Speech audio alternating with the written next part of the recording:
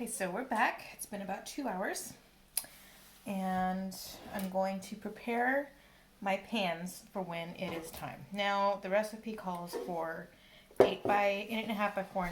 This one's slightly smaller, it's just an 8.5, or an 8x4. Use what you have, it's fine. And then this is an actual 8.5 by 4.5. It's the only one I could find, and King Arthur Flour had it. Everything else it says 8x4. Good luck if you can find one. Last time I made this recipe, it was with bigger pans, so the dough won't rise over the top in that case. So the smaller the pans, the higher it'll rise. So I'm going to grease these. I'm just using some oil. It doesn't have to be a lot, but paper towels are absorbent, so I'm just going to pour some in there. Alright. And if you don't grease it really well, it will stick, because bread likes to do that. I can feel the greasiness with my hand. Get it all the way up and around the top, so that when it rises over, it doesn't stick to the rims. There you go, like that. Okay, I'm going to do the same to the other one. And you do this first so that your dough doesn't sit there uncovered while the air dries it out. So you just want to grease it really well so that your bread turns out. Alright, now I'm going to hold that in reserve because you will use the grease again. Here is our bread. Again, the oven turned off, but with the light on is one of the best places. Okay, set this aside. You're going to use that too. Look at that, you guys. Alright, so you're going to need some flour.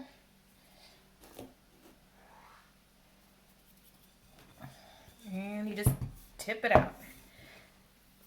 Let it come out.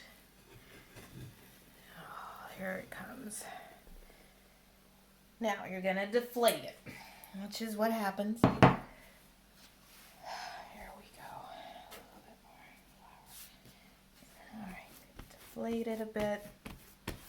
Now you're going to cut it in half.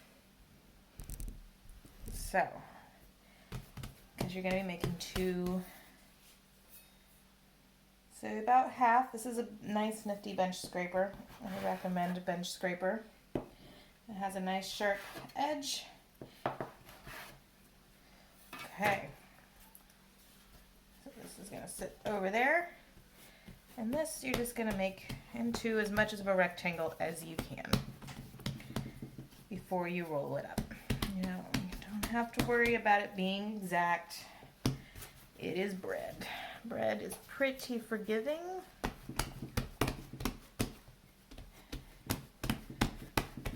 The only way you can really ruin one is too much flour or too much water.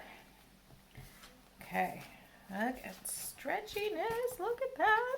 Okay, so what you're gonna do is you're gonna roll from the short side. And you're gonna roll and roll and roll. Like that. And you're going to take the seam here and you're just going to pinch it. And it's okay if it's not exact, because you're going to smush it into this pan. So it's going to smush. And there you go, you smushed it. Now we're going to do our other one. Okay. Now, I have found when I do things where you have to cut things in half or whatever, I always invariably have one that is longer or wider or bigger than the other. I probably should use a scale, but I don't. So, whatever. Alright, eyeball it. And it's gotten me through so far. Okay. So here you go. There's a nice little square. You can measure it if you want, and then you start the rolling.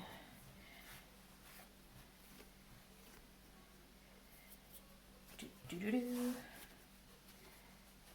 That was my dog, sorry. She just wants out. All right, and then pinch to seal. And again, it doesn't really matter. The seam side's gonna go down. That does matter.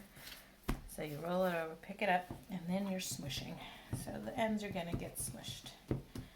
Okay. Here is where you're gonna need the oil again. You're gonna take your grease. Now you don't want this to be sealed super tight, but you do want to grease your saran wrap because it will stick. So make sure you grease it. If you have Pam, you can spray it. I ran out of Pam and I haven't been able to find it. So just grease the top of that. I can feel it. It's greasy. Kind of greasy.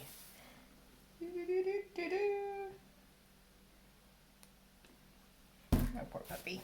I'll let her out in a minute. This won't take very long. Okay, so you grease it, and then you just drape it. It does not have to seal.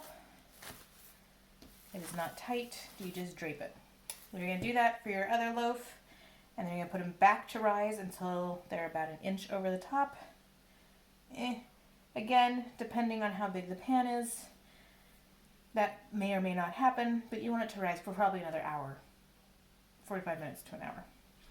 Okay, and then you bake for about 35 minutes at 350 in the oven, and then you have bread. Okay, good luck.